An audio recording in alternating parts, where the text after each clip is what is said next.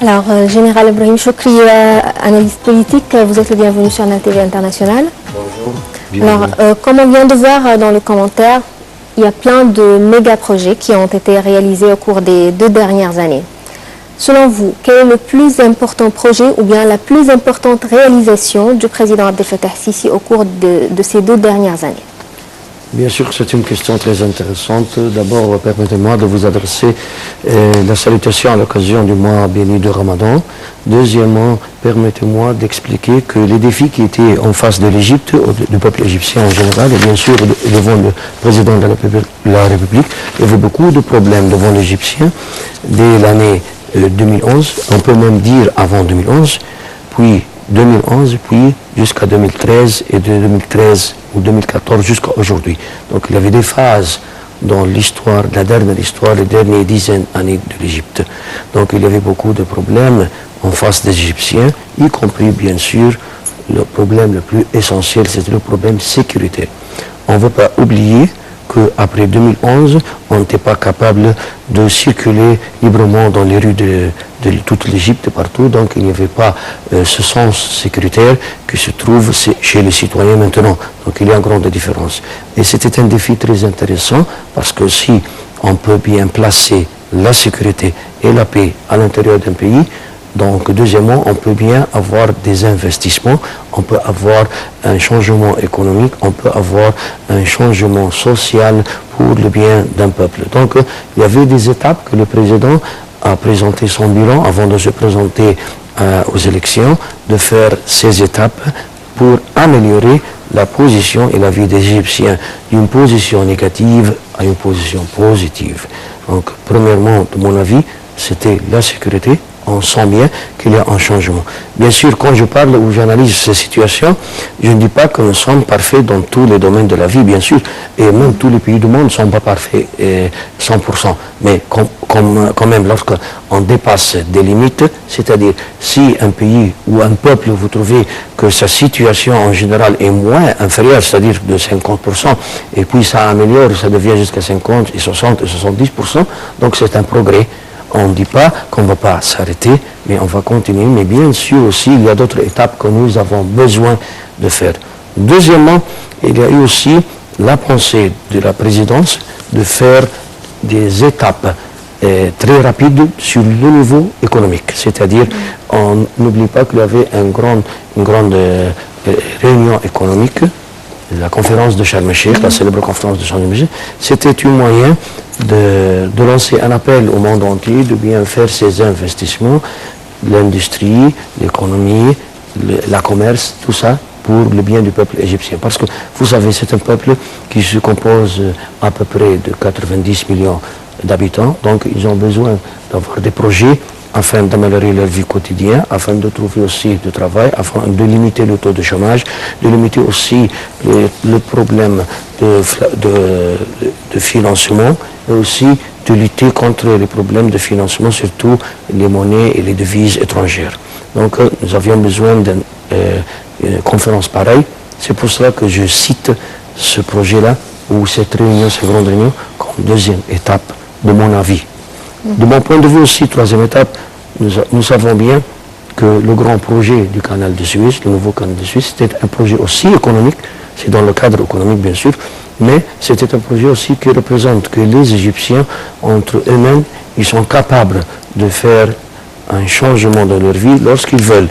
Donc c'est quelque chose de très intéressant de revoir est-ce que les Égyptiens sont enthousiastes de faire un grand projet ou non. Et ils l'ont fait dans une seule année. Ça veut dire aussi que c'est un peuple qui peut faire changement au niveau mondial, parce que le canal de Suez sert tous les navires qui passent par tout le monde, de l'Occident jusqu'à l'Orient, etc. Surtout les navires commerciaux et bien sûr les navires aussi qui portent les pétroliers, etc. Donc nous avons besoin de présenter ce projet-là comme un projet très essentiel dans la période du président Sisi. Aussi. Bon, Général, oui. Je voudrais juste vous demander la sécurité normalement. S'il y a eu un progrès sur le plan sécuritaire, ça devait obligatoirement se refléter sur le tourisme. aussi pour les projets économiques, ça devait se refléter sur la devise, sur le dollar. Même chose pour les recettes du canal de Suez, qui devaient avoir un impact sur le dollar. Et ça, on ne voit pas encore ces choses-là. Bon, je vous ai dit au début que lorsqu'on parle d'une affaire comme la sécurité, oui. On parle de plusieurs étapes, de plusieurs phases. Donc moi, j'ai parlé au début de la sécurité personnelle des Égyptiens. Au début, on a perdu tout ça. Et je vous dis, je ne veux pas que vous oubliez 2011. Donc on n'était pas capable de circuler librement. Donc si on arrive à bien faire la sécurité pour les citoyens d'abord. Comment on n'était pas capable de circuler librement? Vous vous rappelez de 2011, oui. de 3 mois au début, il y avait des problèmes sécuritaires dans tous les rues, dans tous les chemins. Et il y avait des manifestations? Non, non, avant les manifestations même. C'est-à-dire la période où il n'y avait pas un gouvernement, il n'y avait pas une république, il n'y avait pas même le président à laisser le pouvoir. Donc toutes ces périodes-là, on n'était pas capable de passer dans des régions. Sauf que vous êtes menacé par, je ne vais pas dire aussi des terroristes, je dis même des criminels. Donc il y avait des banditismes. Donc tout ça c'est un changement positif dans le domaine sécuritaire. Si je parle de ça, je peux dire aussi, pour répondre à votre question, qu'il y aura des changements dans les autres domaines, mais pour expliquer chaque étape, je parle par exemple du tourisme, vous venez de dire tourisme. Oui. Tourisme, c'est pas seulement la sécurité en Égypte. Donc il faut revoir le dossier du tourisme. On ouvre le dossier du tourisme, on trouve que le tourisme, c'est pas seulement la sécurité, c'est aussi la coopération internationale, c'est aussi la relation des Égyptiens avec d'autres pays concernant comment faire pour arriver le tourisme, comment faire pour appeler le tourisme, comment faire pour attirer l'attention des étrangers pour venir dans nos sites touristiques. Mais en général, on n'a pas besoin de faire ça pour l'Égypte, puisque l'Égypte était l'une des premières destinations sur les cartes touristiques du monde. Le problème maintenant du tourisme, c'est que dans les pays étrangers, l'Égypte est une destination déconseillée à cause de la situation sécuritaire. Ça n'a rien à voir avec la propagande, ça n'a rien à voir avec nos sites touristiques qui sont très connus et qui avaient battu le record en 2010, si on se rappelle. Peut-être que nous sommes dans la même voie, nous les deux, moi et vous. Parce que moi aussi je parle que, si vous parlez de la sécurité, on parle aussi de la situation internationale, je viens de vous dire.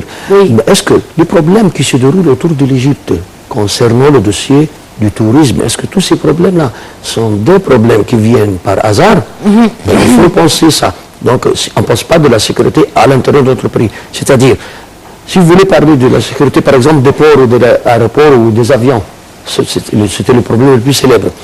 Mais imaginez-vous que tous les aéroports de l'Égypte circulent très bien jusqu'à maintenant. Donc c'était un seul problème ou deux problèmes, mais ce sont des problèmes touchants. Ça veut dire aussi que c'était quelque chose, peut-être que c'était quelque chose fait exprès contre l'Égypte. Donc moi je ne parle pas de la sécurité en général. Si vous voulez, venez tout de suite maintenant à l'aéroport de Caire, vous allez voir chaque chose travaille correctement du point de vue sécuritaire. Non, je ne questionne pas, général. Parce que vous dites que la sécurité et le tourisme, vous parlez de deux dossiers en même temps.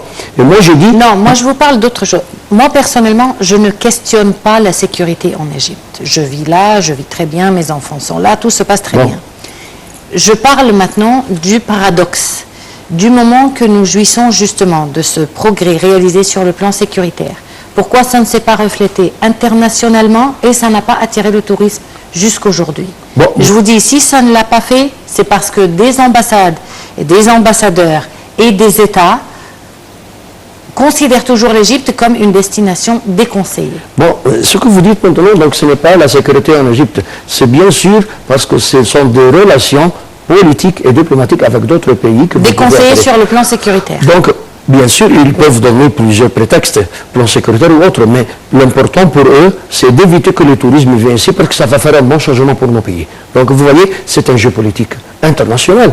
Donc, ce n'est pas une affaire de problème sécuritaire au sein des aéroports égyptiens ou bien au sein des rues et des chemins en Égypte ou bien au sein des avions égyptiens. Si vous révisez les accidents célèbres qui se déroulent autour de nous, par tout le monde et bien sûr par l'Égypte, pourquoi seulement c'est un problème d'avion qui vient de la France? Pourquoi seulement c'est un problème d'un jeune Italien? Pourquoi seulement un problème d'avion de Russe? Donc vous voyez, je cite même le nom des pays qui étaient dans le côté égyptien en 2013. Donc on peut prendre ça en considération. Je n'accuse personne, mais simplement j'analyse et j'explique, je me questionne moi-même pourquoi ça. Pourquoi, par exemple, on n'a pas eu des accidents considérant d'autres nationalités. Bien sûr, je ne veux pas d'accidents pour d'autres nationalités.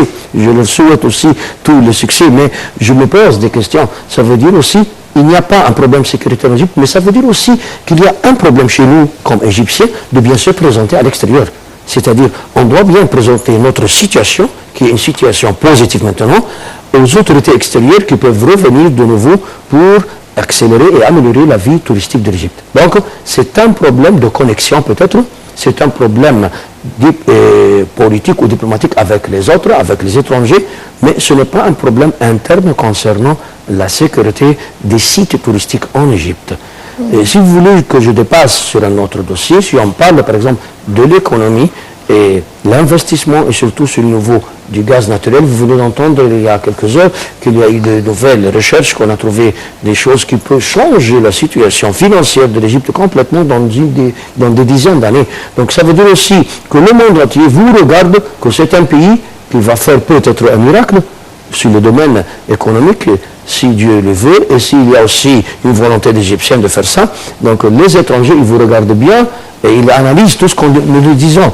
N'oubliez pas que nous sommes dans une région du monde, le Moyen-Orient ou le Proche-Orient, si vous voulez le dire, c'est une région qui bouge toujours avec des diverses pensées, des diverses nationalités, des diverses forces nationales, pouvoir international. Donc il y a toujours ce jeu-là qui continue au territoire égyptien il y a longtemps. Général, comment il y a un progrès dans le domaine économique et dans le domaine d'investissement, et le citoyen égyptien souffre toujours d'une hausse de prix et d'une vie très dure? Ça, c'est très intelligent de votre part, parce que tout le monde dans la rue égyptienne, ils ont ce problème-là. Nous voulons dire simplement que les grands projets, vous ne pouvez pas toucher rapidement des résultats. Et c'est simplement, si je vous donne un exemple quotidien de notre vie, même à la maison. Si mon fils veut devenir, par exemple, un médecin, il doit passer 7 ans d'études à la faculté de médecine. Donc il va passer 7 ans de sa vie pour devenir le médecin et faire ses grandes activités dans ce domaine-là. Donc il va avoir beaucoup de temps pour dispenser beaucoup de temps. Nous, en Égypte, on ne peut pas toucher tout de suite dans 2 ans. Et n'oubliez pas qu'on parle de 2 ans seulement. Et le président de la République a annoncé plusieurs fois que ce qui s'est déroulé sur le territoire égyptien dans 2 ans, il ne peut pas arriver dans d'autres régions dans 10 ans.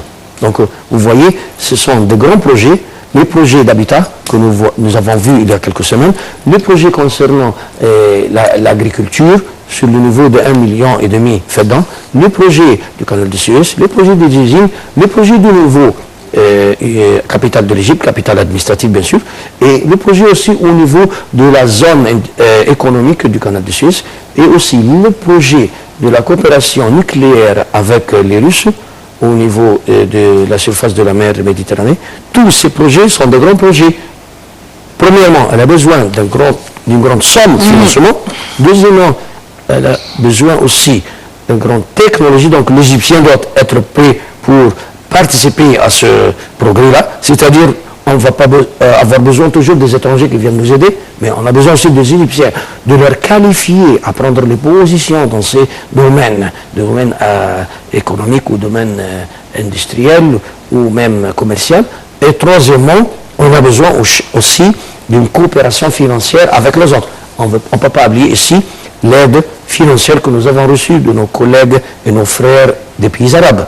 Bien sûr, c'était très intéressant pour nous, parce que vous voyez, la caisse nationale de l'Égypte ne se compose pas de des milliards de dollars que vous trouvez dans d'autres pays.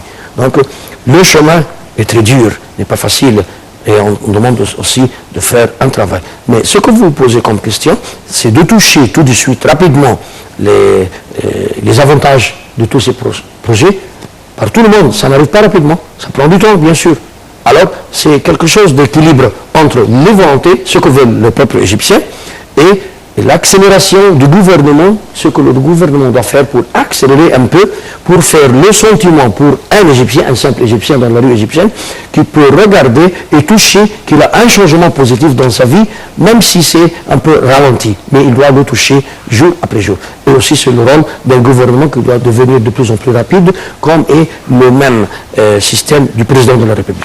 Oui, outre général ces grands projets, les projets prioritaires dont le président avait parlé, comme l'éducation et la santé. Le citoyen ne ressent toujours pas le moindre progrès sur ces deux dossiers, surtout sur le plan de la santé. Et je veux dire, même si pour devenir un médecin, il faut attendre 7 ans, si on est malade, on ne peut pas attendre une semaine. Vous avez raison, mais aussi le gouvernement doit faire le financement des grands projets rapides sur le niveau de la santé, comme vous venez de le dire, et sur le niveau de l'éducation. Les deux sont des dossiers les plus importants, et peut-être moi j'ai constaté que le président dans son dernier discours a parlé de ça. Ça veut dire que lorsqu'il a arrivé à un tel point de succès ces 2 dernières années, il va commencer bien sûr le dossier de l'éducation, parce que c'est un dossier très intéressant, très choquant dans la vie quotidienne des Égyptiens. Vous trouvez aussi que les étudiants égyptiens ne sont pas qualifiés sur le chemin de travail, c'est-à-dire n'ont pas étudié ce qui va leur aider à faire leur travail, le futur à venir. Donc, c'est très intéressant que le gouvernement, ou bien les responsables en général, je ne parle pas du gouvernement bien sûr, je ne suis pas responsable pour parler au nom de n'importe qui, mais je donne seulement mon avis, il doit avoir quelque chose de plus rapide, plus accéléré, mais aussi quelque chose de plus modéré, qui convient avec les systèmes internationaux. Moi, j'ai constaté qu'il y a plusieurs universités qui sont en contact avec une sorte de coopération avec le système européen d'études. C'est très intéressant, il faut améliorer, il faut aider ça, il faut pousser en devant. Et maintenant, on doit revenir au niveau d'éducation avant universitaire, c'est-à-dire les écoles, les années secondaires, préparatoires. Qu'est-ce qu'ils étudient, ces élèves, quelles sont les matières qu'ils étudient, quelle est la façon d'éducation, quel est le système convenable de passer avec le peuple égyptien. Donc il faut prendre en considération aussi la nature du peuple égyptien. Est-ce qu'il est capable de prendre toute cette accélération ou ça est difficile pour lui d'accepter ce changement? Parce que sûrement il y aura un changement, et un changement très grand dans le domaine de l'éducation. Mais est-ce que les Égyptiens vont l'accepter rapidement, ou bien ils doivent être bien formés au début pour être capables de recevoir les sciences modernes qui sont par tout le monde autour de nous? Vous voyez la différence des études en Égypte, si on compare l'Égypte avec l'Europe, ou si on compare l'Égypte avec les pays arabes. Donc c'est quelque chose qu'on doit faire un grand changement. Concernant la santé, vous avez complètement raison, il faut aussi faire propager les services de la santé au niveau de tous les pays, par toutes les régions. C'est-à-dire qu'il ne faut pas forcer les gens à revenir au capital, soit au Caire ou soit à Alexandrie, pour chercher leur santé. Non, il faut se déplacer chez eux. S'il y a un moyen de faire ça, si les médecins aussi ont besoin d'améliorer leur façon de vivre, leur fonctionnement, leur salaire, etc., et je dis des médecins, je dis aussi les infirmeries, etc., tous les membres de l'affaire elle-même, ils ont le droit de faire, on doit le faire. Mais aussi, on va retourner de nouveau au problème économique. Madame Normani, vous savez qu'au niveau de l'économique, pour faire fonder un hôpital, ça coûte combien? Donc aussi, c'est un problème de financement. Et ce que vous dites, c'est très bien, c'est très intéressant, je suis d'accord complètement avec vous, mais il faut aussi avoir une sorte de financement.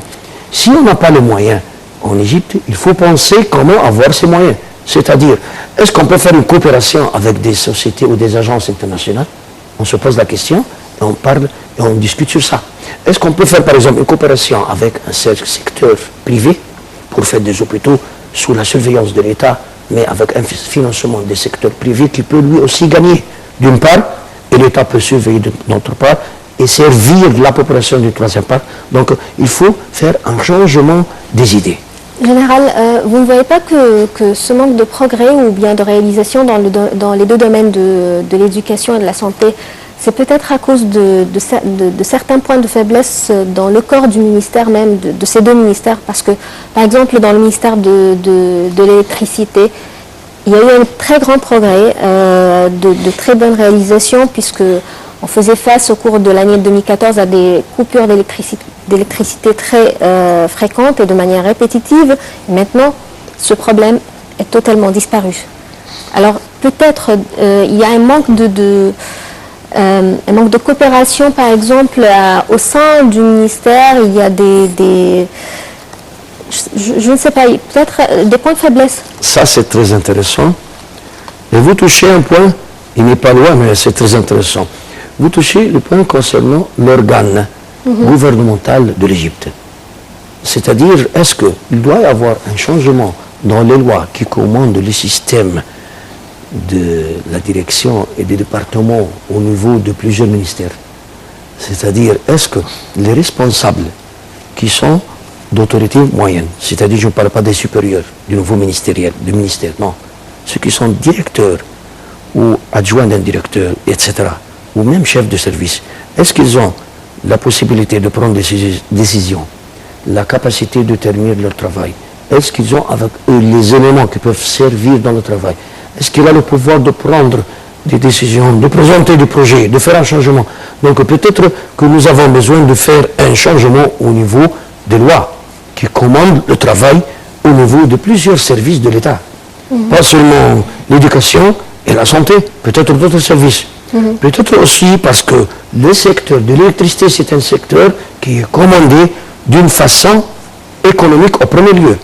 C'est-à-dire que c'est un secteur qui sert la population, bien sûr, mais le système de travail, c'est un système économique. Vous voyez bien, la plus intéressante de toutes les choses, c'est de payer la facture d'électricité, même à la maison. Mais pour l'éducation, ce n'est pas la même situation. Il n'y a pas quelqu'un qui tape à la porte qui vous dit payer la facture de l'éducation.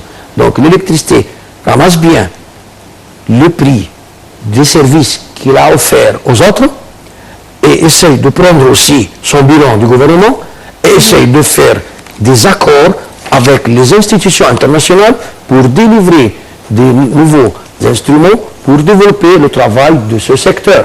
Donc, est-ce que c'est un problème de services économiques au niveau de quelques ministères plus que les autres?